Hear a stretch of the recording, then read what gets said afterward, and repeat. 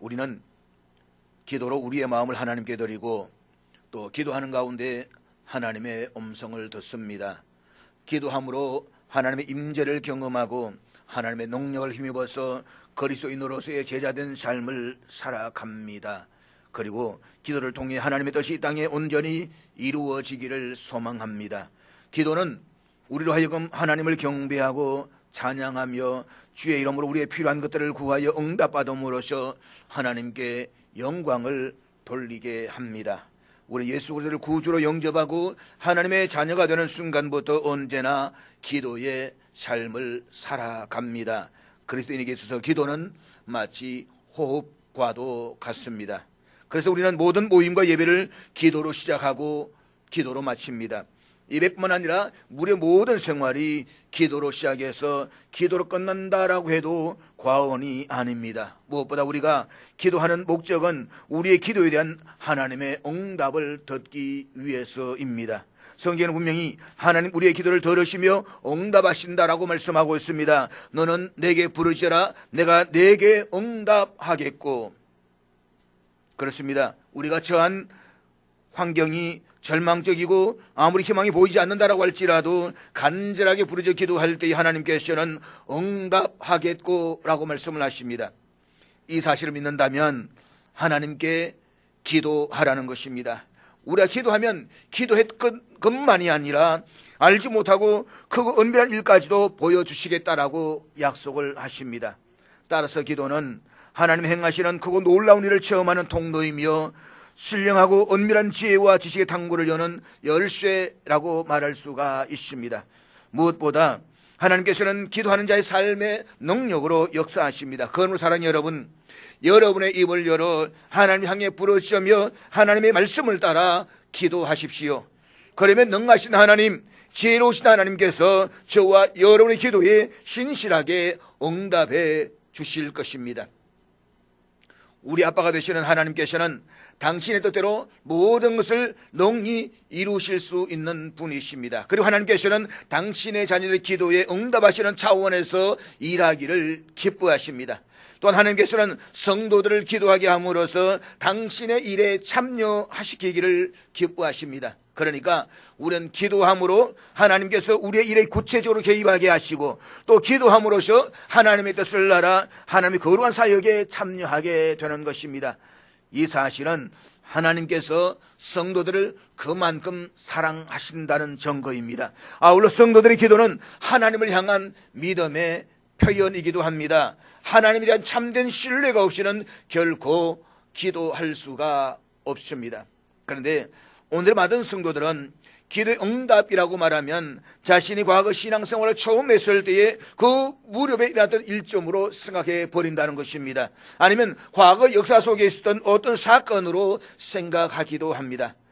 많은 사람들이 하나님을 믿는다라고 말하면서도 정작 기도의 응답을 한 번도 받아보지 못한 기억들을 가지고 있습니다. 우리 하나님께 기도하고 구했다라고 한다면 우리 삶 가운데 실제로 하나님의 응답이 나타나야만 합니다. 그런데 우리의 하나님의 응답을 받아본 경험이 없어서 그런지 아예 기도의 응답을 기대하지 않거나 아니면 기도의 응답을 받는 일이 결코 쉽지 않다라고 생각하는 사람들이 의외로 많이 있다는 것입니다. 심지어 그리스도의 신앙생활에서 기도가 얼마나 중요한 것인지를 잘 알고 있으면서도 기도보다 더 불확실한 것은 없다라고까지 생각한다는 것입니다. 입술로는 기도 외에 다른 것으로는 이런 종류가 나갈 수 없다라고 고백하면서 기도를 외면하는 것은 참으로 아이러니컬하다라고 말하지 않을 수가 없습니다. 문제는 결국 하나님께 대한 믿음이 없기 때문입니다. 그러한 이유로 하나님께서는 성도들의 믿음을 보시기 위해 기도할 것을 명령하고 계십니다. 잊지 마십시오. 기도는 성도가 해도 되고 하지 않아도 되는 그런 선택사항이 아닙니다. 기도는 하나님께서 명령으로 주신 의무요, 우리 하나님의 사역에 참여하는 통로입니다. 그리고 우리의 믿음을 하나님께 보여드리는 중요한 방편이기도 합니다. 그러므로 쉬지 말고 항상 하나님께 기도하는 삶을 살아갈 수 있기를 주의 이름으로 축복합니다. 이스라엘 민족의 최초 직계 조상이었던 아브라함의 생애는 한마디로 언약의 생애였다 라고 말할 수 있습니다. 그는 75세 나이에 내가 너로 큰 민족을 이루겠다는 하나님의 언약의 말씀을 받았습니다. 그리고는 하나님의 언약의 말씀을 쫓아서 고향과 친척과 아버지의 집을 떠나 하나님이 지시하시는 그 땅으로 떠났습니다. 그런데 히브리서 기자는 아브라함이 하나님 말씀에 순종하여 떠났던 상황을 이렇게 기록하고 있습니다. 갈 바를 알지 못하고 떠나갔으며, 그 당시 자신의 삶을 안전하게 지켜주는 고향과 친척과 아버지의 집을 버리고 어디 가는지도 모르는 채 떠난다라고 하는 것은 결코 쉬운 결정이 아니었습니다. 그렇지만 하나님 말씀 앞에 아브라함이 나타낸 반응은 조건 없는 순종이었습니다. 아브라함의 순종은 마지못해서가 아닌 자발적인 것이었으며 조금도 주저함이 없이 취해진 단호한 행동이었습니다. 이 사실은 아브라함이 믿음으로 하나님 말씀에 의지해서 살아갔다는 사실을 우리에게 보여주고 있습니다. 그에게는 하나님이 이 세상을 통치하신다는 믿음이 있었습니다. 자신의 인생길을 계획하시고 주장하신다는 믿음이 있었습니다. 나아가 하나님 말씀에 자신을 맡기도 안전하다는 확실한 믿음을 가지고 있었습니다. 그렇기 때문에 그는 자기가 가는 곳이 어떤 곳인지도 모른 채 하나님의 지시하심에 따라서 순종해서 고향을 떠나갈 수가 있었던 것입니다. 우리는 이런 아브라함을 가리켜서 믿음의 조상 혹은 믿음의 아버지라고 부릅니다. 이 말은 그가 남다른 훌륭한 믿음을 가진 사람이었다라는 뜻입니다. 그렇지만 세상적인 관점에서 보았을 때에 그가 정말 믿음의 조상이라고 부를 만한 자격이 있는 사람인가에 대해서는 의구심이 들 때가 있습니다. 왜냐하면 그는 믿음의 조상이 되기에는 여러 가지 면에서 문제가 많은 사람이었기 때문입니다. 그는 하나님 말씀에 100% 전적으로 순종하지도 않았습니다. 뿐만 아니라 그는 하나님을 전적으로 신뢰하지도 않았습니다. 하나님은 아브라함이 세겜에 이르렀을 때에 가나안 땅을 주시겠다라고 분명하게 약속하셨습니다. 그런데 아브라함은 하나님의 이 약속을 신뢰하지를 못했습니다. 그래서 그 땅에 기근이 오자 두 번 돌아보지 않고 풍요의 땅인 애굽으로 떠나갔습니다. 이유는 한 가지, 먹고 살기 위해서였습니다.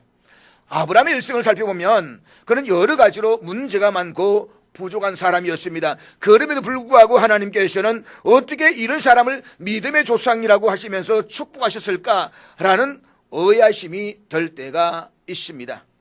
그런데 성경은 세상의 이야기와 관점이 다릅니다. 성경은 그 사람이 얼마나 인격적으로 고결하고 훌륭한가가 아니라 그 사람을 그렇게 훌륭하게 하신 하나님의 역사가 얼마나 놀라운가를 말씀하고 있습니다. 즉 성경은 연약한 사람을 택하셔서 강한 사람을 세워가시는 하나님의 역사입니다. 어리석은 사람을 택하셔서 세상 속에서 지혜로운 사람을 만들어 가시는 하나님의 역사입니다. 그래서 성경은 읽으면 읽을수록 은혜가 됩니다. 왜냐하면 그토록 문제가 많고 연약한 사람이 하나님의 은혜로 아름다워졌기 때문입니다. 이 사실은 우리도 그렇게 될 수 있다는 믿음을 갖게 하는 것입니다. 사랑하는 여러분, 아브라함이 믿음의 조상이 된 것은 처음부터 그에게 남다른 훌륭한 자질이나 인격이 있어서가 아니었습니다. 하나님께서 그렇게 만드셨습니다. 아브라함이 원래 훌륭해서 선택하신 것이 아니라 부족하고 연약하고 문제가 많지만 하나님이 그를 택하셔서 그렇게 훌륭하게 만드셨습니다. 이 말 외에 우리가 달리 할 말이 없습니다. 그리고 이것이 성경 우리에게 증거하고 있는 신앙의 핵심입니다. 잊지 마십시오. 처음부터 위대한 인격과 신앙을 가진 사람이 선택되는 것이 아닙니다. 정말 부족하고 연약하고 문제가 많지만 그럼에도 불구하고 하나님이 택하셔서 위대하고 아름다운 신앙인으로 만들어 가시는 것입니다. 그리고 그 가능성이 우리에게도 있기 때문에 은혜가 되는 것입니다. 나 같은 것이 무엇인데 벌레만도 못한 나를 선택하시고 나를 세워주시고 여기까지 인도하신 하나님의 은혜를 우리가 신뢰할 수가 있는 것입니다. 만약에 아브라함에게 인간적인 어떤 결점이나 문제가 하나도 없는 완벽한 사람이었다라고 말한다면 우리는 도저히 아브라함의 신앙을 본받고자 하는 마음을 가질 수가 없습니다. 그리고 성경에 그런 인물들을 대할 때마다 깊은 좌절감만 맛보게 될 것입니다. 우리는 도저히 그들을 따라갈 수도 없고 흉내를 낼 수도 없기 때문인 것입니다. 그런데 성경의 인물들을 보게 되면 어떤 때는 우리보다 훨씬 나약하고 부족한 모습들을 보여줄 때가 있습니다.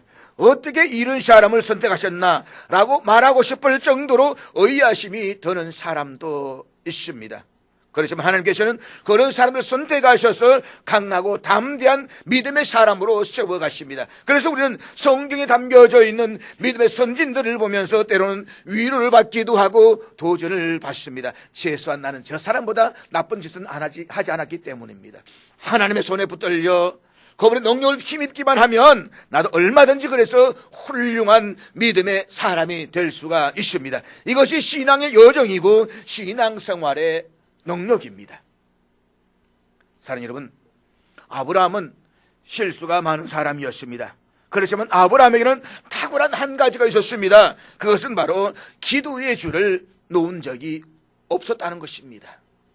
이 사실을 그가 가는 곳마다 하나님께 제단을 쌓았다는 기사에서도 확인할 수가 있습니다.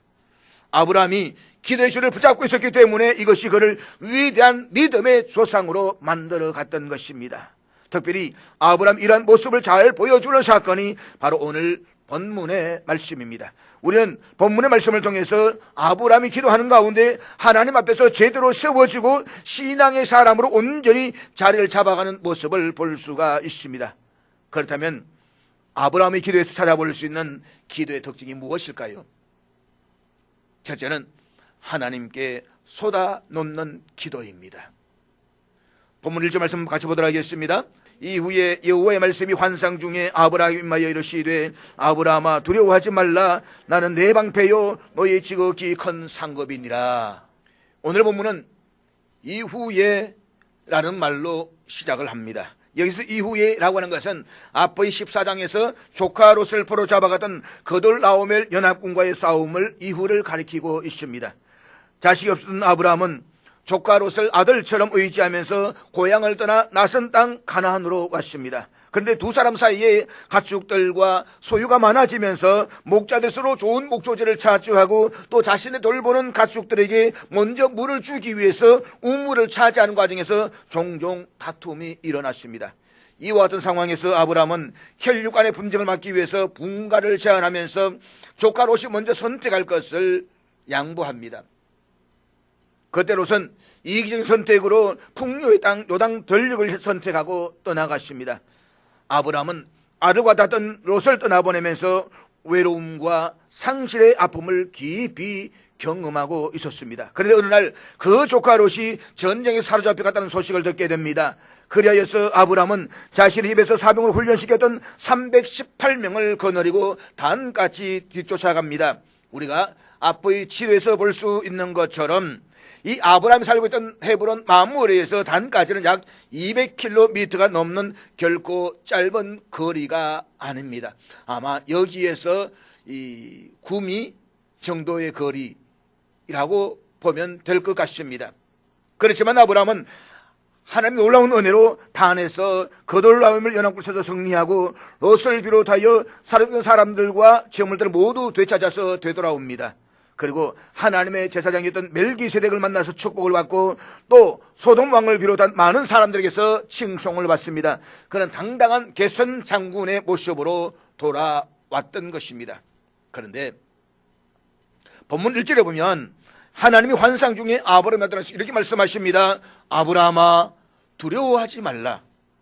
이 말씀은 모든 사람들과 헤어져서 집으로 돌아왔던 아브라함이 두려움과 불안으로 잠을 이루지 못하고 있다는 사실을 우리에게 보여주고 있는 것입니다.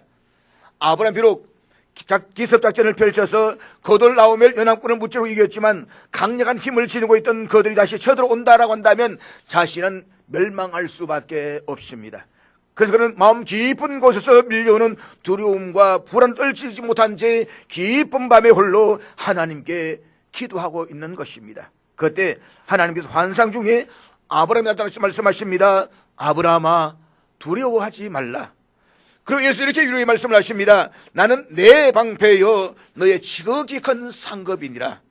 이 말씀 한마디로 하나님께서 아브라함의 든든한 보호자가 되어주시겠다는 것입니다.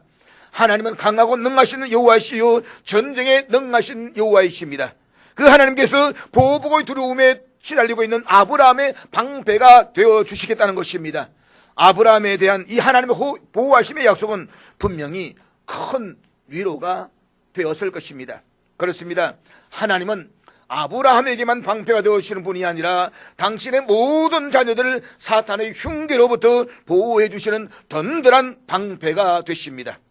따라서 성도에 있어서 가장 큰 축복은 하나님께서 우리들의 안전한 보호자와 상급이 되신다는 것입니다. 그렇기 때문에 우리는 세상 가운데서 비록 악인들에 의해서 우겨삼을 당한다라고 할지라도 두려워하거나 낙심할 필요가 없습니다. 하나님이 위하시는 자는 그 어느 누구도 결코 해할 수가 없기 때문입니다. 그러므로 하나님을 항상 바라보고 소망하며 그분만을 의지하십시오. 그분은 우리의 도움이시오 우리의 방패가 되십니다.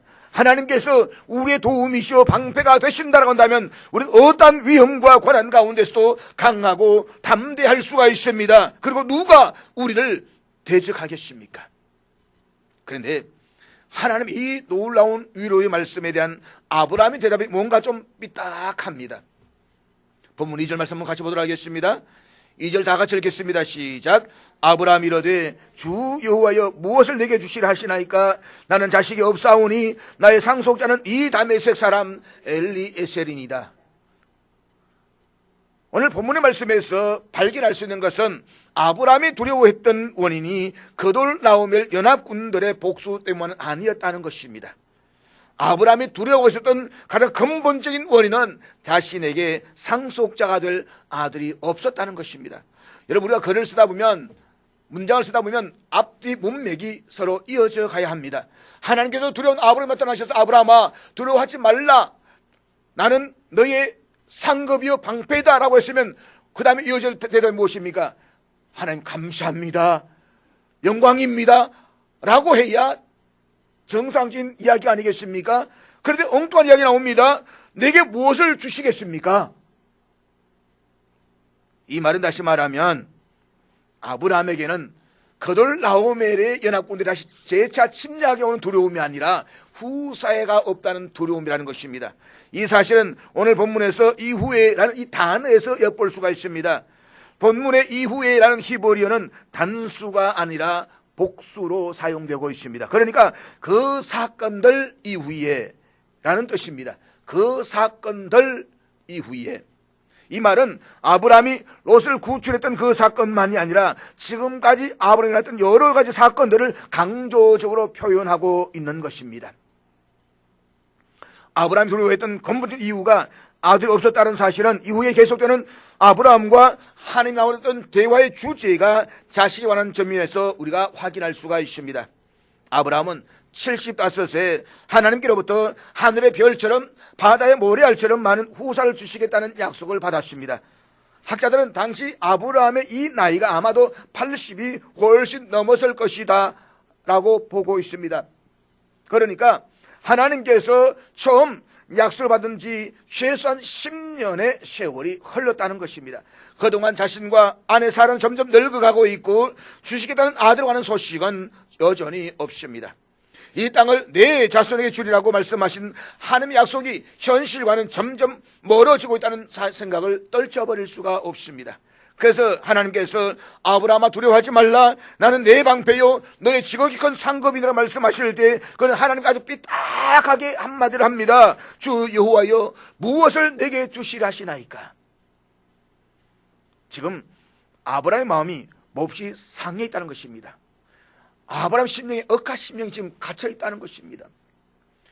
자식 한 명도 없이 늙어가는 자신의 처지가 외롭고 처량하게 느껴졌을 것입니다. 그것도 하나님께서 자신을 지켜주시고 많은 물질을 주셨습니다. 그는 고향 우르를 떠나서 이후로 외적으로 많은 성공을 거두었습니다. 그리고 하나님께서로부터 후사에 대한 약속을 여러 차례 받았습니다. 그럼에도 불구하고 그는 약속의 씨를 실제적으로 받지 못한 처지에 있습니다. 고대 세계에서 자식이 없다는 것은 명백한 재난과 큰 불행으로 여겼습니다. 그리고 자식이 없다는 것은 자신의 영혼을 안식하게 할 자가 없다는 사실을 의미했습니다. 자신의 죽음을 거두어 줄 후사가 없다는 뜻입니다. 따라서 아직도 자기에게 자식이 없다는 사실에 아브라함은 불안과 두려움을 떨쳐버리지 못하고 있습니다. 때문에 자기의 특별한 상황에 변화가 없다라고 한다면 어떤 조처를 취하지 않을 수 없다라고 생각하고 있는 것입니다. 그것이 바로 자기의 집종인 엘리에셀을 양자로 삼아서 자신의 후대를 잇게 하겠다는 말입니다. 자식이 없사오니 라는 이 히브리어는 벌거벗다라는 단어에서 유래가 되었습니다. 그러니까 이 말은 자신을 감싸줄 사람이 하나도 없는 고독한 상태와 수치스러움에 대한 표현입니다. 자신의 후사를 이을 자식이 없는 아브라함은 마치 벌거벗은 채 광야에 서 있는 것처럼 고독하고 불안하며 부끄러운 생각이 들었다는 것입니다. 그와 같은 절망적 상황에서 아브라함의 마음은 무너지고 하나님에 대한 신뢰가 사그라져 가고 있었습니다. 그래서 하나님께 나는 내 방패요 너의 지극히 큰 상급이다라고 말씀하실 때는 이렇게 빈정거리듯이 대답을 합니다. 제게는 자식도 없는데 하나님께서 주신 선물이 도대체 무슨 소용이 있겠습니까? 자식이 없는데 이 많은 소유가 다 내게 무슨 의미가 있느냐 이 말입니다. 아직도 후사가 없는데 상급이 무슨 소용이 있겠습니까? 그러니 하나님 더 이상 믿을 수 없다는 것입니다. 그래서 하나님 언약을 더 이상 의지하지 않겠다는 것입니다. 이제 더 이상 하나님의 방법을 따르지 않고 내 방법대로 하겠다는 것입니다. 그것은 바로 엘리에셀을 택해서 상속자로 삼겠다는 것입니다. 아브라함이 얼마나 속이 상하고 마음이 흔들렸는지 3절에 다시 한번 그 말씀을 반복해서 이야기하고 있습니다. 본문 3절 우리 다 같이 읽겠습니다. 아브라함이 또 이르되 주께서 내게 씨를 주지 아니하셨으니 내 집에서 길린 자가 내 상속자가 될 것이니이다. 억하심정이 많다 이 말입니다. 하나님께서 분명히 내가 너로 큰 민족을 이루고 라고 아브라함께 약속하셨습니다. 그렇지만 그에게는 민족은 고사하고 정작 자신의 대를 이을 자녀 한 명도 없습니다. 그래서 하나님을 향해서 씨를 주지 않았지 않습니까? 라고 하면서 항변하고 있는 것입니다. 보십시오. 하나님께서는 저에게 씨를 주지 않았지 않습니까? 이제부터는 제 방법대로 하겠습니다. 이것은 하나님을 향한 반항이요 불신앙의 표출입니다. 지금 아브라함은 믿음의 조상이라는 타이틀에 어울리지 않게 믿음을 잃어버린 모습을 보이고 있습니다. 그런데 중요한 것은 이 말을 누구 앞에서 하고 있느냐 하는 것입니다. 사랑하는 여러분, 아브라함은 사람 앞에서 불평하거나 원망하지 않았습니다. 혼잣말로 푸념한 것도 아니었습니다. 그는 하나님 앞에서 이야기했습니다. 하나님 앞에 자기의 상한 마음을 다 쏟아놓았습니다. 속은 다 뒤집어졌는데 겉으로만 감사하다라고 말하는 것보다는 자신의 상함과 원망을, 분노를, 그리고 불신앙을 하나님께 다 쏟아놓는 것이 훨씬 더 낫습니다. 왜냐하면 그 쏟아놓음의 시간을 통해서 영적으로 회복되는 일이 일어나기 때문입니다. 이를 통해서 하나님이 내 마음을 만져주실 수 있는 기회를 드리는 것이기 때문입니다. 사랑하는 여러분, 하나님 앞에서 완벽한 채 하지 마십시오. 하나님 앞에서 고상한 언어로 기도하려고 하지도 마십시오. 있는 그대로 기도하십시오. 하나님은 우리의 속사정을 다 아시는 분이십니다. 그러므로 하나님 앞에서 기도할 때 상한 마음이 있다면 그 상한 마음을 쏟아놓으십시오. 억울하고 답답한 마음이 있다면 그 마음을 하나님께 다 쏟아놓으십시오. 진짜 기도는 하나님 앞에 다 쏟아놓는 기도입니다. 우리가 능히 그렇게 할 수 있는 것은 하나님이 우리의 아빠가 되시기 때문입니다. 그러므로 마음 깊은 곳에 있는 상함과 원망과 분노를 하나님 앞에 다 쏟아놓고 치유받는 저 여러분 될 수 있기를 주의 이름으로 축복합니다. 아브라함 기도의 특징이 무엇일까요? 둘째는 듣는 기도입니다. 아브라함은 자신의 상함과 원망을 쏟아내는 것으로만 끝나지 않았습니다. 그는 자신이 상함을 모두 쏟아놓은 후에 하나님의 말씀을 들었습니다. 이 사실이 참으로 중요합니다. 오늘 본문에서 반복해서 강조하는 말씀이 있습니다. 여호와의 말씀이 임하여 이르시되, 여호와의 말씀이 아브라함에게 임했다는 것입니다. 그리고 그 하나님의 말씀을 아브라함이 들었습니다. 사랑하는 여러분, 우리의 기도에도 반드시 이것이 있어야만 합니다. 우리 어떤 기도를 하든 하나님의 말씀이 임해야만 합니다. 그리고 그 말씀을 들을 수 있어야만 합니다. 그래야 진짜 기도입니다. 그런데 오늘의 많은 그리스도인들은 하나님의 말씀을 들으려고 하지 않습니다. 기도한다는 것이 자신의 필요에서 수많은 청구서를 하늘 앞에 일방적으로 나열해 놓고는 일어나서 가버립니다. 진짜 기도는 그것이 아닙니다. 물론 기도는 우리의 필요를 하나님께 청문하는 것이기도 합니다. 그러나 보다 중요한 것은 기도를 통해서 하나님의 뜻을 알아가는 것입니다. 그렇게 하기 위해서는 하나님의 말씀을 듣는 기도이어야만 합니다. 특별히 마음이 상하고 힘들 때에 기도하는 가운데 감정이 격앙되고 마음이 다쳐서 자신의 감정의 소리가 크게 들리면 안 됩니다. 욕망과 두려움의 소리가 크게 들리면 안 됩니다. 우리의 기도가 진짜 기도라고 한다면 그 모든 것을 뚫고 말씀하시는 하나님의 음성이 들려야만 합니다. 잊지 마십시오. 말해야 기도가 아니라 들어야 기도인 것입니다. 우리는 죽은 우상 앞에서 기도하는 것이 아닙니다. 듣지도 못하고 말하지도 못한 불상 앞에 기도하는 것이 아닙니다. 살아계신 하나님께 기도하는 것입니다. 하나님이 살아계신다고 말한다면 우리는 하나님의 말씀을 들어야 되는 것입니다. 하나님의 음성을 듣는 것은 성경 전체를 관통하는 영성의 키워드입니다. 구약을 보십시오. 가장 중요한 영성이 무엇입니까? 하나님에게서 듣는 것입니다. 가장 좋은 예가 솔로몬의 이야기입니다. 솔로몬이 기브온에서 1000번째 열었을 때 하나님께서 그의 모습을 보시고 기도하시면서 너는 내가 네게 무엇을 줄고 너는 구하라 라고 말씀을 하십니다. 그때 솔로몬이 구했던 것은 듣는 마음이었습니다. 히브리어 원어는 들을 수 있는 귀라고 번역을 합니다. 그런데 솔로몬이 이 대답이 하나님의 마음을 기뻐하시게 했습니다. 그렇습니다. 영성의 근간은 하나님에게서 듣는 것입니다. 그렇기 때문에 기도의 핵심도 하나님에게서 듣는 것입니다. 기도는 자신의 필요를 말하고 구하는 것이 아니라 하나님의 말씀을 듣는 것입니다. 아무리 힘들어도 때로는 들리지 않는 것 같아도 하나님이 정말 내 처지에 침묵하시는 것 같아도 끝까지 인내하는 가운데서 들을 수 있어야만 합니다. 그것이 진정한 기도입니다. 아브라함은 하나님의 말씀을 기도를 통해서 믿음의 사람으로 다시 들으면서 일어날 수가 있었습니다. 그럼 우리도 기도하는 가운데 우리가 말씀하시는 하나님의 음성을 들을 수 있기를 주의 이름으로 축복합니다. 그리고 그 말씀에 의지해서 다시 일어나십시오. 셋째는 하나님에게 설득당하는 기도입니다. 오늘 본문 6절 말씀 다 같이 읽도록 하겠습니다.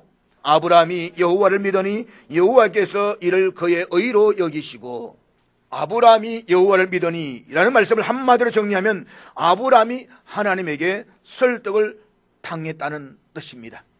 우리가 누군가 대화를 한참 하다가 이런 이야기합니다. 내가 믿어줄게 라는 말은 무슨 말입니까? 네 말을 받아들일게 이 말이고, 그 말은 결국 내가 설득을 당했다 이 말입니다. 아브라함은 자신과 아내 사라가 이미 늙었다는 즉 현실적 상황에서 더 이상 하나님의 약속을 믿을 수 없다라고 원망하고 불평했습니다. 더 이상 기다릴 수가 없어서 이제는 하나님의 방식이 아닌 내 방식대로 하겠다는 마음을 쏟아놓았습니다. 그때 하나님은 아브라함에게 인내심이 부족하다라고 야단을 치지 않았습니다. 믿음이 부족하다라고 해서 책망하지도 않았습니다. 오히려 그는 아브라함을 어여삐 여기시고 친절하게 그의 이름을 부르십니다. 아브라함아, 아브라함아. 그리고 그에게 말씀하시면서 설득하기 시작합니다. 보다 효과적으로 또 사실적으로 설득하기 위해서 아브라함을 캄캄한 밤에 밖으로 데리고 나가서 하늘의 별들을 표징으로 삼아서 자신의 약속의 확실성을 보여주십니다. 그 결과 아브라함이 하나님에게 설득을 당하고 말았습니다. 그리고 하나님을 신뢰하면서 흔들렸던 자신의 믿음을 강화합니다. 그의 의로 여기시고, 의라는 말은 무슨 말입니까? 하나님과의 관계가 흔들린 것이 다시 바로 잡혀졌다 이 말입니다. 본문 6절 말씀 그래서 굉장히 중요한 말씀입니다. 여호와를 믿으니와 여호와께서 이를 그의 의로 여기시고라는 표현에서 사도 바울의 이신칭의의 교리, 곧 믿음으로 의롭게 된다는 근거가 나왔습니다. 그런데 이 말씀을 읽는 그대로 보면 하나님께 설득을 당하는 사람이 의로운 사람이라는 뜻입니다. 반대로 하나님 앞에서 자기 고집을 내세우는 것은 불의하다는 뜻입니다. 사랑하는 여러분, 우리 모두가 살아가면서 경험하는 것은 자기 고집이 센 사람들을 세상은 별로 좋아하지 않는다는 것입니다. 고집불통이 그런 사람 우리는 대화하기가 참 부담스러워집니다. 하나님도 마찬가지입니다. 하나님을 기쁘시게 하고 하나님의 역사를 이룰 수 있는 사람은 하나님에게 설득을 잘 당하는 사람입니다. 예수님께서 보여주신 것처럼 내 뜻이 아니라 아버지 뜻이 이루어지는 것입니다. 아브라함은 그렇게 하나님 앞에서 설득을 당했기 때문에 믿음의 사람으로 아름답게 일어설 수가 있었던 것입니다. 수많은 믿음의 사람들이 하나님 앞에서 기도를 하다가 자기를 포기합니다. 자기를 내려놓습니다. 용서할 수 없다고 악을 바락바락 서다가도 결국에는 용서하고 맙니다. 그리고 순종합니다. 정말 많은 신앙의 사람들이 기도하는 가운데 두렵고 힘들지만 그 어려운 길들을 선택합니다. 이유는 하나님이 가라고 하시기 때문입니다. 그러므로 진짜 기도는 우리의 마음을 강화시키는 것이 아니라 하나님 앞에 설득을 당하는 것입니다. 따라서 우리는 기도할 때마다 자신의 뜻을 하나님께 관철시키는 고집을 내려놓고 하나님의 설득을 당할 수 있는 믿음을 가져야만 합니다. 가장 안타까운 사람은 기도하기 전에 가져왔던 그 마음을 기도 끝나는 순간 그대로 다 챙겨서 가져가는 사람입니다. 어차피 다시 가져갈 것이라면 왜 기도하신 것입니까? 그것은 기도가 아닙니다. 진짜 기도는 어떤 마음을 가지고 왔다가도 하나님 앞에 다 내려놓고 하나님께 설득을 당해서 가는 것입니다. 하나님께 설득을 당한다는 것은 하나님이 그를 만드신다는 뜻입니다. 하나님 그를 빚어 가신다는 뜻입니다. 하나님 그를 당신의 아름다운 자녀로 만들어 가신다는 뜻입니다. 그렇기 때문에 우리는 하나님께 설득을 당해야 됩니다. 잘 당해야 됩니다. 사랑하는 여러분, 하나님 앞에 설득 좀 당하십시오. 가끔 보면 하나님 나를 좀 설득시켜 보십시오. 설득시켜 보시라니까요 라고 하면서 자기 고집을 내려놓지 않는 사람이 있습니다. 그것은 하나님께 기도하는 것이 아닙니다. 다 내려놓고 하나님 내가 합리적으로 이해할 수가 없습니다. 이 상황에서 내가 받아들일 수 있는 것이 없습니다. 내가 다 내려놓으니 하나님 내 마음을 설득시켜 주십시오. 내 마음을 만져주십시오. 우리는 그렇게 기도해야 되는 것입니다. 끝까지 자기 고집을 부리는 사람이 있습니다. 끝까지 자기 아집을 붙잡는 사람이 있습니다. 그러면 결국 자신만 힘들고 어려워지는 것입니다. 우리를 향한 하나님의 약속을 믿는다라고 한다면 제발 하나님 앞에 설득 좀 당하십시오. 그것은 부끄러움이 아니라 행복인 것입니다. 아브라함은 인간적으로 보았을 때에 문제가 많고 부족한 사람이었습니다. 그렇지만 그는 언약의 줄을 놓지 않는 기도의 사람이었습니다. 그리고 하나님의 말씀을 듣는 가운데 자신의 방식을 내려놓았습니다. 그랬기 때문에 하나님은 그의 상하고 낙심한 마음을 만드셨고 그의 상패와 상급이 되셨습니다. 아브라함이 하나님께 설득을 당했기 때문에 하나님 그를 의롭게 여기시고 믿음의 조상으로 세우셨습니다. 잊지 마십시오. 참된 믿음은 자신의 의지나 계획을 내려놓고 하나님께 설득을 당해서 하나님의 약속과 뜻을 받아들이는 것입니다. 사랑하는 여러분, 우리를 향한 하나님의 선하신 약속이 있습니다. 우리도 그 약속을 믿고 기도의 줄을 놓지 않는다고 한다면 아브라함이라는 어떤 구원의 역사가 우리에게도 일어날 줄로 믿습니다. 그러므로 기도로 자신을 아름답게 세워가는 삶을 살아가십시오. 기도로 성숙해지는 삶을 살아가십시오. 결코 기도의 줄을 놓지 마십시오. 그렇게 함으로써 여러 삶의 이야기 속에 믿음의 조상 살아 역사하는 믿음의 이야기가 담겨질 수 있기를 주의 이름으로 축복합니다.